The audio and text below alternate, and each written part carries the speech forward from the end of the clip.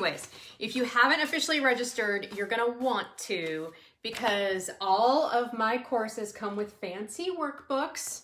So if you're thinking, I want some of that, make sure you get on to Kelly Rae Thompson /amplified, and you'll sign up, you'll get the email, and then you'll get the workbook, because the workbook has all of the daily challenges. So, and to be honest, like, even though I know that this is for you personally, like I create these so that you can show up as your most creative and confident self, but I always have an ulterior motive. Like, I believe that as a leader, if you lead author that I follow, you know, she always seems to know how to show up and speak her truth.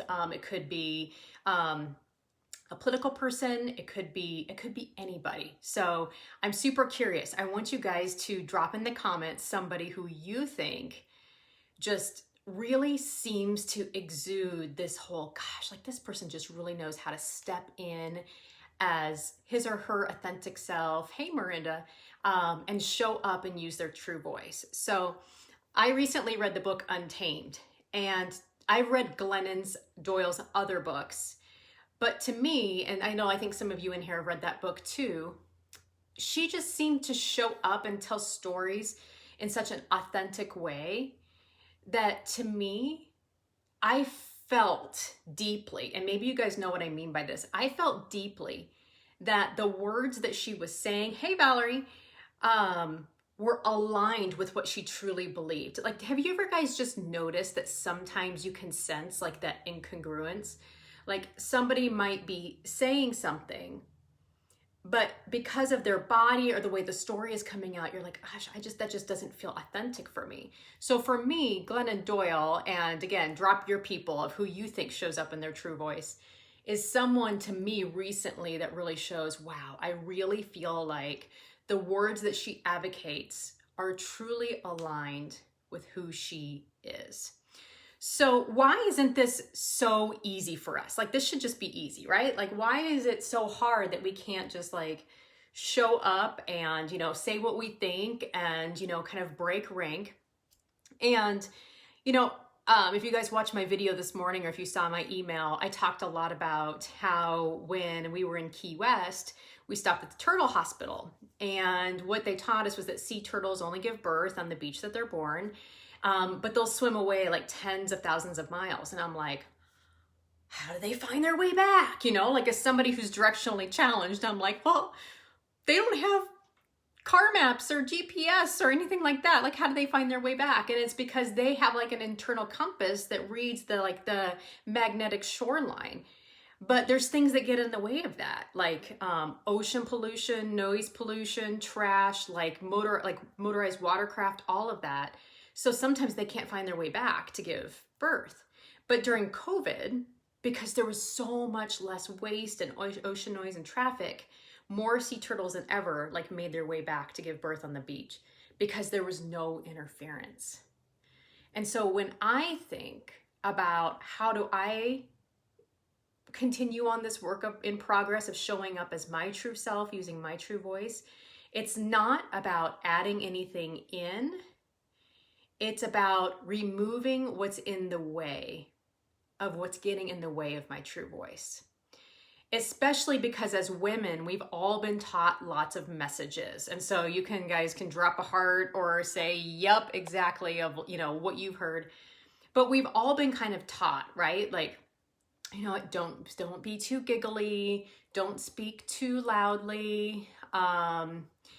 You know, fear can get in our way. So Miranda's saying, yeah, fear gets in your way. Our company has been downsizing and I'm always worrying about that. Yes. Just even fears like that, like, oh my gosh, what if, and worry and all that stuff like gunks up our fear systems, and then everything goes on high alert, and then we're not in like our executive functioning, and the only thing that we can carry around is like the noise of anxiety. Even as women, it's like, hey, you know what, don't be too out there, or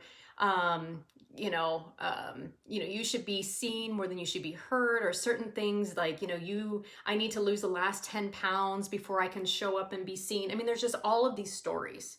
Well, all of this is like no different than like the ocean gunk that gets in our way. But one of the things, if you guys have followed me for a while, is that I have no problem being fully transparent in this Facebook group. So one of the things that I think was always in the way of me finding my true voice, especially in the corporate world, was being in a job that didn't align with my values. And what that meant for me was that the organization I was working for, even though it might be widely respected and widely renowned, which I have worked for ones that are, the way that they did business and the things that they valued about people weren't in alignment with my values. So it never felt authentic to me to speak up, because I was always going down the right path and they were going down the left path, right? And so when you guys are talking about anxiety, right? So you have noise and pollution clouding your judgment, the noise of anxiety hit me hard last week, and unplug with your family. And I'm just looking at your comment, Stephanie. I'm trying to hit see more.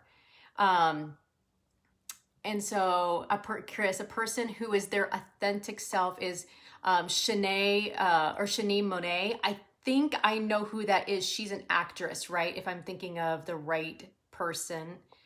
And Stephanie, I can't see your whole comment because I'm on my phone and it won't let me hit the see more. But you're right. Anxiety is a huge thing that clouds our ability to hear our true voice. And sometimes, like for me, I can only speak for myself, but for me personally, anxiety was sitting in a meeting room thinking to myself, am I next? Like Miranda said. Anxiety was sitting in a meeting room saying, God, if I say this, are they going to think I'm a total whack job? Anxiety was sitting in the room saying, gosh, you know what? Like, what are people going to think if I articulate this? Anxiety for me was sitting in a room saying, all of these leaders are expecting me to hustle, hustle, hustle, work, work, work. And all I want to do is to say, stop. Let's take another look at our strategy. Is this aligned with where we're going? And, is it okay for us not to like hustle ourselves to death? And, in those moments, like, how do we choose to like speak up or stay silent? So the other side of that, the flip side of that is, she's an HR professional I am following on LinkedIn. Oh, yes. Okay. I know who that is. Her hair. Yes. Because she's, I think, like in healthcare marketing. So another sense of anxiety too is I remember I used to sit in corporate meeting rooms, and tell me if you guys have ever done this. I would sit there, and because I'm an introvert, I've also recently learned I'm an empath, which means I definitely take on other people's energy. I might come prepared with ideas, but if I walk into the room and the energy of the room, maybe like there's been some conflict or some discussion, any ideas I had almost just like got sunk by all of that overwhelm. Here's the other thing that I would do, and you guys can tell me if you guys ever do this. So as an introvert, I would often compare myself, and I would like always think of all the good things after the meeting. And what would really like get me, and I'm thinking of one person I worked with in an organization, and we're still friends today, and she's amazing. She was just one of those people that was like extroverted and bubbly and had so many friends and was always afraid to say what, she wanted to say. And have you ever met people that just say things and they always just know how to say it? Like she was one of those people. And I was in a lot of meetings with her, and again, extroverted. So she was always talking. And I remember sitting in those meetings thinking like I had good ideas, but I thought that to be successful or to use my true voice, I had to be more like her. And so that is actually not true, because the more that I try to be like her, the less there is of me in the world with my perspective, my ideas, and my voice. And so the question is how do we get confident that we have something of value? How do we get confident to show up and speak our ideas, even if they're different than everybody else? So I asked you guys a question in the beginning. Who is someone that you truly admire? And there was a reason for that, because there's a difference between comparison and admiration. So comparison is me looking at my fellow female coworker going, God, I wish I had what she had. And I can't speak up until, I can articulate that self in that way. I need to be more extroverted. Comparison is just judgment. And I'm always yardsticking myself against someone else. And I'm thinking that I'm never enough. So what comparison does is it just brings up my inner critic, and I get all judgy, and then I get all anxious. And because I'm judgmental and anxious of myself, I have no room to think about the gifts and the values that I have to offer, right? I've got too much coastline interference, just like those dang turtles. So I asked you who you admire, because there is actually behavioral research that shows that when we think about people that we admire, it actually comes from a place more of love. And the qualities, and I would ask you, Chris, about Shawnee, and I don't know if anybody else dropped any other ones in here of people they admire. Like I said, Glennon. So when you think about people you admire, I want you to think about what is it about them? So like, what are the qualities in that person that you admire? And when we think about admiration, I'm usually not in comparison with that person. Like I don't sit and compare myself to Glennon. There was even people I worked with in the organization that I deeply admired and never felt that comparison ick. So think about, who do you admire and what qualities do they have that you admire? And what that shows us through the research is that oftentimes the qualities that we admire in other people also tend to be the same qualities we want to cultivate in ourselves. So let me give you an example. So earlier this year, we're still in it. So did you guys know there was like a pandemic and COVID happened and like all of our lives changed? So I'd been in my coaching business for about a year, and my coaching business was made up of about, I'd say 70% corporate business. So that what that means is like companies would hire me and say, hey, coach these 10 leaders of ours for leadership development. And it was spent like speaking and training. Hey, come speak at this conference or come into our organization on training. And I'd say about the other 30% was what I truly loved to do, which was helping women show up as their most creative and confident selves and making brave career changes. Well, here's the problem. Because 80% of what I was working on of my job was actually not truly aligned with like my true voice and what I really wanted to do, I kind of censored myself a little bit in my web copy, on my social media, in my videos, because I didn't want to upset the 80% that was my business. Now, I want you guys to think about that in corporate America. If you're in a job, and I'm thinking about some of my clients right now who are in a job where 80% of the work is not aligned to their true genius or in alignment with their values, it becomes really hard to articulate the things that you desire because there's such a strong pull to conform, so you don't look like the outcast, because you're just like, okay, I'll just go along with what they're saying.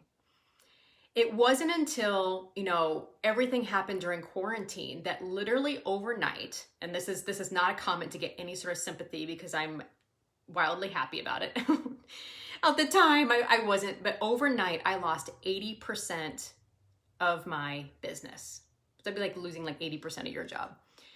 Because speaking engagements canceled, nobody was traveling, and organizations were laying off employees, and therefore they were laying off contractors, which they rightly should, because they shouldn't be keeping people like me and then laying off employees. So all of a sudden, I was staring in the face going, oh my gosh, I basically just took an 80% pay cut. But there was like some magic that happened there, because all of a sudden I was tasked to basically sit with the question, what's worth advocating for? What do I truly love to do? Like, what's worth saying? Because it's deeply aligned with my values and my passion and my calling and the people that I want to help, even if it might alienate like some of my previous followers. So Chris says, the things that you admire about Shani is that she speaks her mind. She is a voice to help change recruiting, and she works to help people, and she is brave. I love that. So Chris, when we talk about the little homework assignment, those are things about, how does she do those things? So I had to ask the question is, now is the time for me, now that COVID has cleared my deck, how can I get back to doing the things that are aligned with my true voice and my true self? And this is not something I figured out. I don't think this is a destination that we ever reach. I think it's an ongoing process.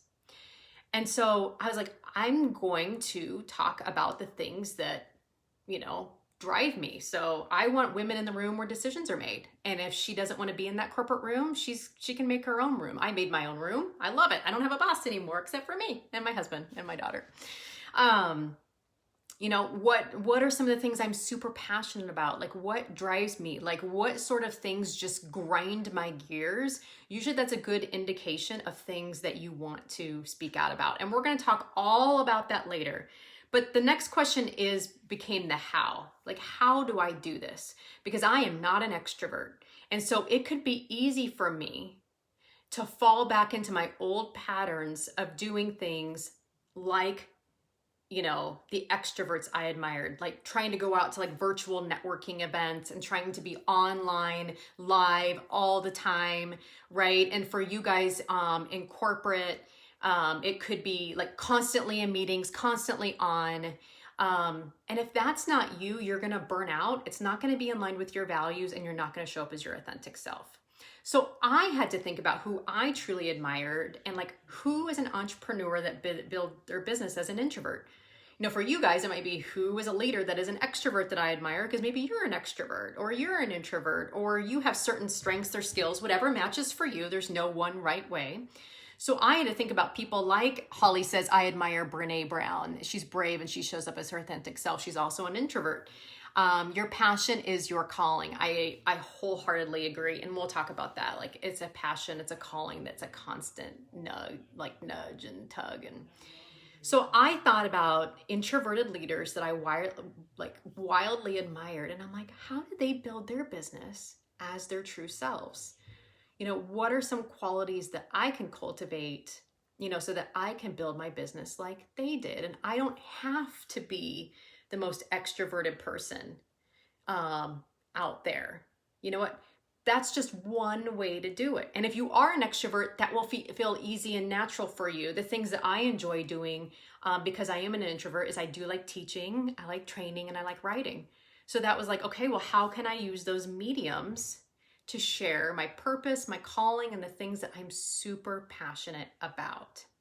So here is what I want you guys to do. And again, make sure you're signed up so you get your little workbook. This is the teacher in me. I think that everything in life should have a workbook. Actually, I think I like making the workbooks just as much as I like using the workbooks. So defining your true voice. And so do you guys even like workbooks, or did I just make this because I liked workbooks and maybe you guys don't even like workbooks? But that's the point about your true voice, right? Is you just get so into something that you enjoy, and then you just hope that you bring along the right people along with you. So challenge number 1 tonight in your workbook is going to be, who is someone that you admire and appears to use their true voice?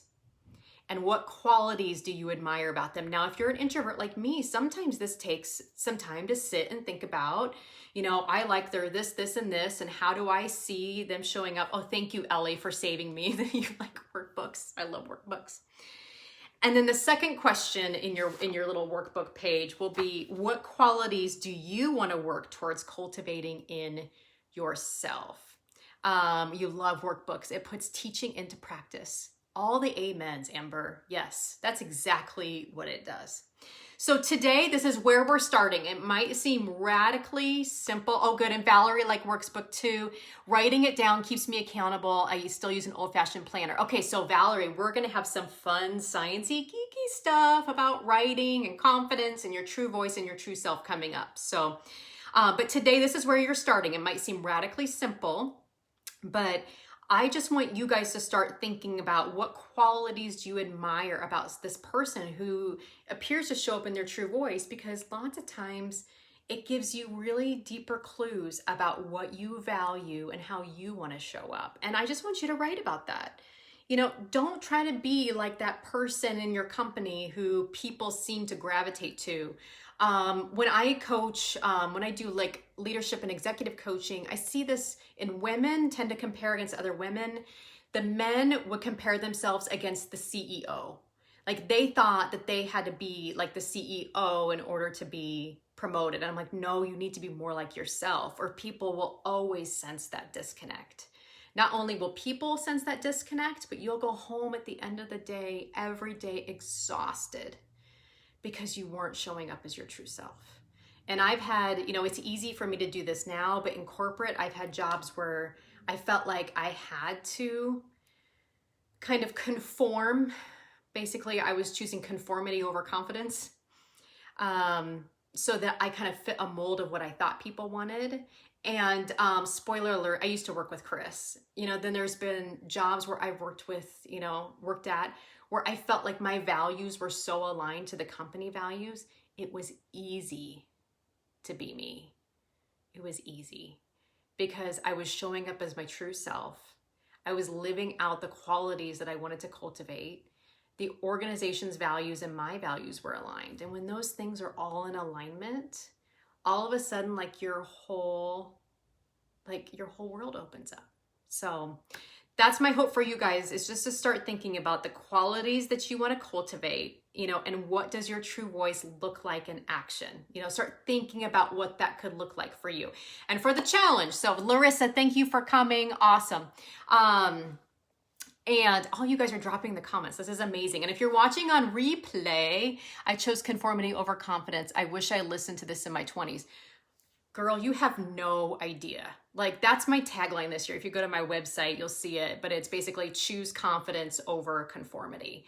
Because I think as women, it's so easy, at least for me, I speak for myself and everything. Like, it's so easy to follow someone else's script because we think that other people know what's best for us.